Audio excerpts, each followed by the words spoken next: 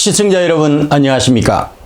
김정기TV의 김정기입니다. 오늘 직필직설의 주제는 패권국가 미국을 통해서 본 중국의 미래입니다. 21세기를 맞이해서 세계는 걷잡을 수 없이 빠른 속도로 변화하고 있습니다. 세계의 축은 하루가 다르게 변화를 거듭하고 있다는 말씀이죠. 세계 최강대국으로서 미국은 소련과의 냉전에서 1991년 이기게 되잖아요. 그리고 나서 정치, 경제, 군사, 문화 질서 영역에서 세계 제1의 압도적 중심 질서가 됐습니다. 그러나 세계는 지금 더 이상 미국 천하인 것만은 아닙니다. 구소련 붕괴 이후에 미국 중심의 단극화 체제였던 세계는 2008년 금융 환란 이후에 특히 경제 질서 영역에서는 중국과 미국의 양강구도로 급속히 재편이 되면서 14억 인구를 가진 중국이 개혁 개방 이래 급속한 경제 성장을 바탕으로 세계의 패권에 도전해서 소련을 대신하여 서방 세계에 대한 도전을 본격적으로 하고 있는 상황입니다. 그렇다면 과연 중국의 미래는 어떻게 될까요? 우선 미국의 성장사를 살펴보면 그 본질에 있어서 유사성으로 중국의 미래를 충분히 짐작할 수 있게 됩니다. 대략 100년 정도 격차가 있다고 보시면 되겠습니다. 첫 번째입니다. 제국의 탄생과 영토 확장 시기입니다. 분열과 내전 시기입니다. 미국은 1776년부터 1865년까지고요. 중국은 1911년부터 1949년까지입니다. 미국은 1776년 독립전쟁에 승리해서 영국으로부터 독립을 이룬 이래로 1861년 남북전쟁이 발발하기 전까지 100여 년간 영토를 확장했습니다. 처음에는 동부 13개주로 시작을 했잖아요. 그런데 1803년 프랑스의 나폴레옹이 유럽 전쟁을 벌일 당시에 프랑스로부터 루이지애나입니다. 지금의 그 미국 중부 지역 전체입니다. 지금 루이지애나 주가 아니에요. 전체를 매입을 해가지고 중부 시대를 개창을 하게 됩니다. 1846년부터 48년까지 2년간에 걸친 대멕시코 전쟁에서는 승리를 하게 돼가지고 캘리포니아, 애리조나, 뉴멕시코, 네바다 등을 획득해가지고 서부 시대를 열게 되죠. 1861년부터 65년에는 남북전쟁을 치르면서 북군과 남군으로 분열이 되어 있었고 데이비스가 이끄는 남부연방은 일부 유럽 국가로부터 하나의 국가로서 승인을 받기도 했습니다. 그래서 적어도 5년간 독립국을 유지를 했기 때문에 정전 기간 중에는 미국의 분단 상황이 지속되었다고 볼 수 있는 거죠. 링컨이 국부인 조지 워싱턴 이상으로 추앙을 받는 것은 전쟁을 승리로 이끌어서 5년간 분단국가였던 미국을 통일국가로 만들었기 때문입니다. 중국은 1911년 순원의 신해혁명으로 봉건 시대를 마감하고 공화정을 열었습니다. 1924년부터 27년까지 제1차 국공합작이 결연된 후에 1928년 북벌을 진행해서 세력을 북으로 확장을 했고요. 1937년부터 45년 제2차 국공합작 시기를 제외한 1928년부터 37년과 1947년부터 47년 9년까지 국공내전을 치르면서 공산당과 국민당으로 분열이 되어 있었습니다. 국민당은 국공합작을 주도하는 등 초기에는 우세를 보였지만은 결국 국민당 정권 수뇌부의 부정부패로 해서 공산당한테 본토를 내주고 대만으로 패퇴하는 결과를 가져왔잖아요. 두 번째입니다. 통일과 산업화 시기입니다. 미국은 1866년부터 1914년까지고요. 중국은 1949년부터 2020년까지입니다. 미국은 1865년 남북전쟁이 끝난 후에 산업화의 박차를 본격적으로 기하게 되는데 1898년 스페인과의 전쟁에서 승전을 했던 1800년대 말에 가서 산업화를 완료하게 됩니다. 1901년부터 1911년 시기는 세계 무대로 진출하기 위한 일종의 준비 기간이었다고 할 수 있나요? 그렇죠? 중국은 1949년 중화인민공화국을 수립한 이후에 문화대혁명으로 일시적으로 단절되기는 했지만은 1978년부터 1990년대 후반까지 개혁 개방을 통해서 산업화를 추진했습니다. 2001년 국제무역기구인 WTO에 가입을 하면서 서방의 본격적인 신뢰를 획득해가지고 단기간에 대규모 실질적인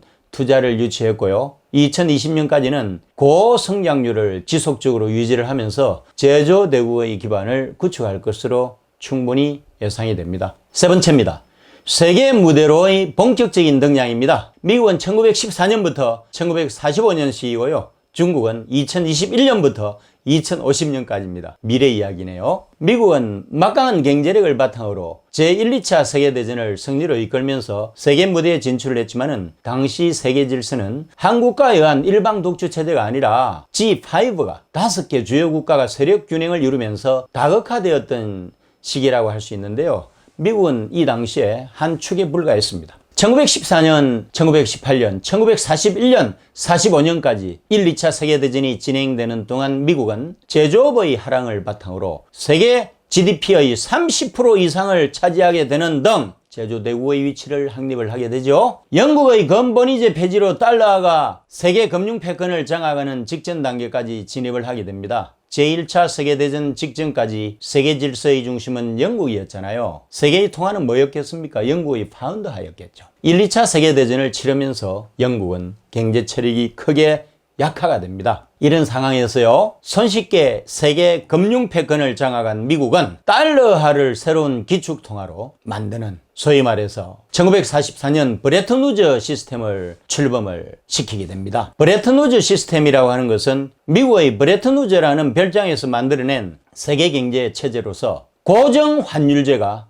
그 기본입니다. 세계의 통화를 US 달러화에 맞춰 가지고 환율을 고정시킴으로써 국제 환율 시장의 안정과 무역의 변동성을 최소화해 가지고 세계 경제를 안정적으로 성장시킨다는 그런 경제 시스템이에요. 결과적으로 브레튼우즈 시스템은 미국이 세계의 금융 패권을 완전히 장악하도록 했고요. 미국 중심의 세계 질서라고 할 수 있는 팍스 아메리카나의 상징이 되었습니다. 그것뿐만이 아니에요. 그때부터 1971년 닉슨 대통령이 금한본위제를 폐지할 때까지 약 30년 가까이 세계 경제는 안정기에 접어들어서 최고의 전성기를 구가했습니다. 그러나 미국은 10년 전쟁이라고 하는 베트남 전쟁을 치르면서 무역수지 적자와 재정 적자를 해소하기 위해서 1971년 금환본위제를 폐지하고요, 고정환율제에서 변동환율제로 전환을 하게 됩니다. 또한 1980년대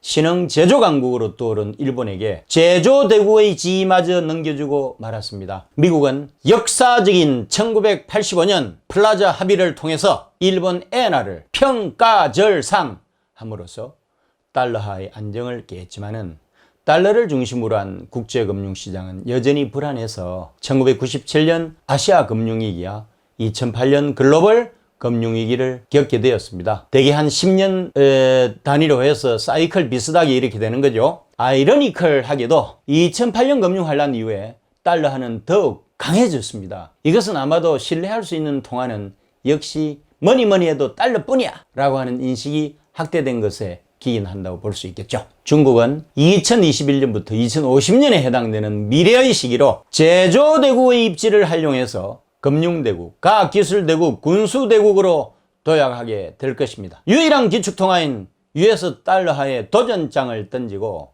세계 투자은행 인베스트먼트 뱅크라고 그러죠. IB 시장의 주요 행위자로서 다국적 기업에 대한 대규모 투자를 통해서 상당 규모의 주식 배당 소득을 올리고 첨단 기술 영역에서 지적 소유권을 보유해서 막대한 로열티 수입을 거두고 무기 수출을 통해서 엄청난 이윤을 남기면서 궁극적으로는 중국의 경제 성장률 6, 7%대, 미국의 경제 성장률 3%대를 전제로 해서 2040년 정도가 되면은 중국의 GDP 총액이 미국과 대등하게 되거나 그 이상이 되는 시대를 맞이할 수 있을 것입니다. 네 번째입니다. 양극화 체제의 도래입니다. 미국은 1946년부터 1991년이고요. 중국은 2051년부터 2099년까지입니다. 미국은 미소 두 진영으로 양극화되었던 냉전식인 1946년부터 91년까지 세계 GDP의 40% 전후를 차지하고 핵을 통한 힘의 압도적인 우위를 확보하면서 서방 진영을 선도를 했죠.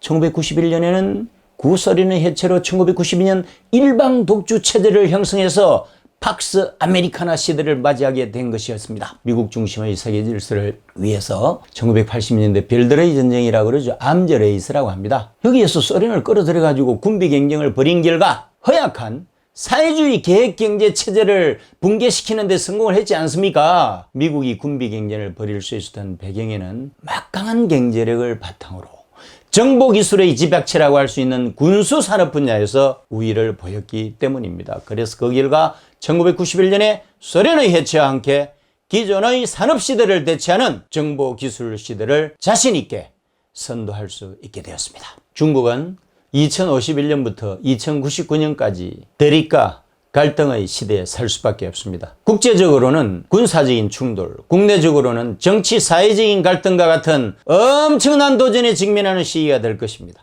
경제대국이 되면은요, 통상마찰이라고 하는 것이 자주 일어나잖아요. 최악의 경우에는 자국의 이익을 보호하기 위해서 군사적 충돌이 불가피한 경우가 있습니다. 현재 세계의 군사 질서를 지배하고 있는 나라는 미국입니다. 미국의 국방비 지출은 연간 8천억 달러 가깝잖아요. 연간 1,500억 달러 이상인 중국을 포함해서 주요 국가 국방 예산을 모두 합한 것보다 많습니다. 미국과의 충돌이 현실이라면 중국으로서는 군수 산업 분야 경쟁력 강화에 더욱더 노력을 해야 되겠죠. 2050년경 중국은 연평균 6-7%대 경제 성장률이 유지되는 것을 전제로 해가지고 1인당 GDP가 25,000달러 이상이 되는 시대를 맞이하게 될 거예요. 국민들이 경제적으로 여유가 생기면서 정치, 사회적으로 민주주의에 대한 열망을 가지게 될 것입니다. 미국은 민주주의 국가로 법치가 우선시되는 나라입니다. 법치의 장점은 여러분도 잘 아시다시피 원칙주의, 합리성, 예측 가능성, 조직 및 인사의 투명성이 확보된다는 것이고 입법부, 사법부, 행정부의 상권 분립 그리고 견제와 균형을 통해서